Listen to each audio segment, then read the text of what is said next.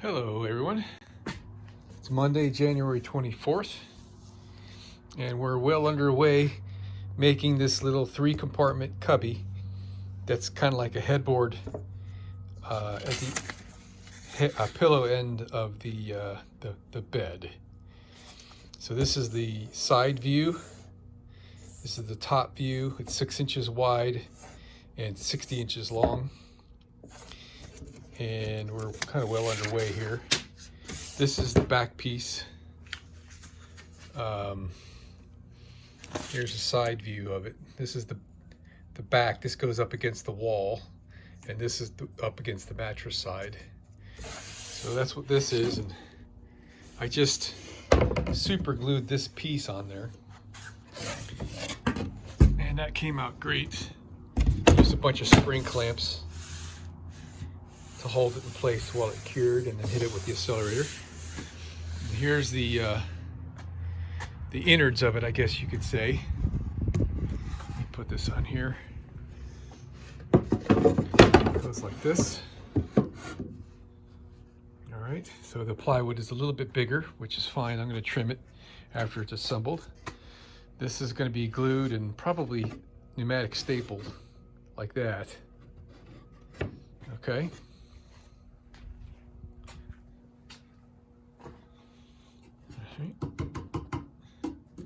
So, yeah, that's really close. And then this is the front piece. It goes like that. And again, glued, and most likely I'm going to use my staple gun. All right. And then we're going to use some more pine for 3 lids. With these hinges that I got from Lowe's. Home Depot didn't have the size I needed.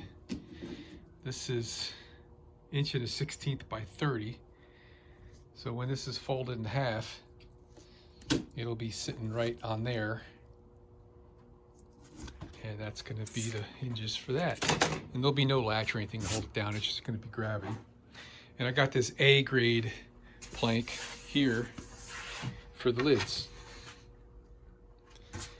All right, so that was like 25 bucks for that piece of wood.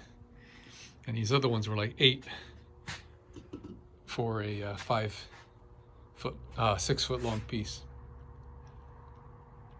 Alrighty, so now I'm going to see if I've got staples and double check my pneumatic staple gun and go for it. Well, that was kind of harrowing. I've got some like 1.25 inch long staples, maybe 1 inch, I don't know.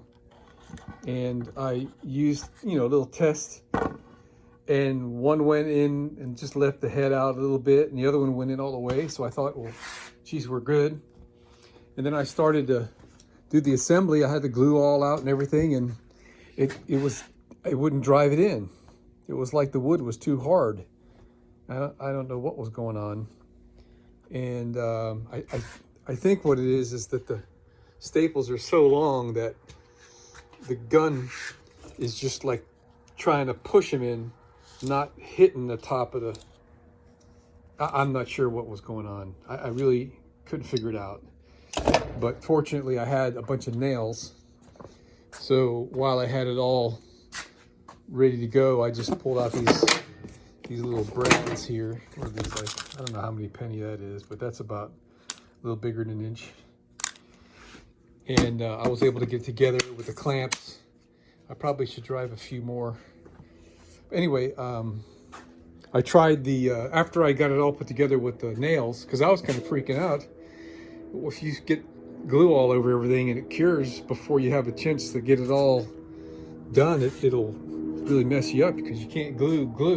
You have to sand it all down. It would be a big pain. So anyway, I got out some 1/2 inch long staples, and they're driving in perfectly. And with this test, it's really in there nice and tight. I thought the 1/2 inch would be too short, since it's a 1/4 inch plywood. It's only going a 1/4 inch into the pine, but it really holds tightly. So anyway, this piece of wood here has got a twist to it, so the whole cabinet's coming out twisted. So I put a piece of 1/8 inch aluminum angle underneath this one side to counteract the twist, and I've got it clamped down here in the opposite corner down there. So I'm going to just leave this set till tomorrow and see when that glue sets up hard if it has any effect. I kind of doubt it, but we're going to give it our best shot. And guess that's it for today on this. I got to find out what else to work on. Well, we got it together. It's not my best work, but it's good. Got a little bit of a goof right here. I don't know how I let this happen. We came up a little short on the plywood. This piece is in there crooked, and I didn't catch it when I attached the bottom together. I should have cut the plywood big like I did for the bottom. Right now I got it like 1/8 of an inch off the bottom. I've got to trim. Everything would have been perfect that way, but all I got to do is sand this down.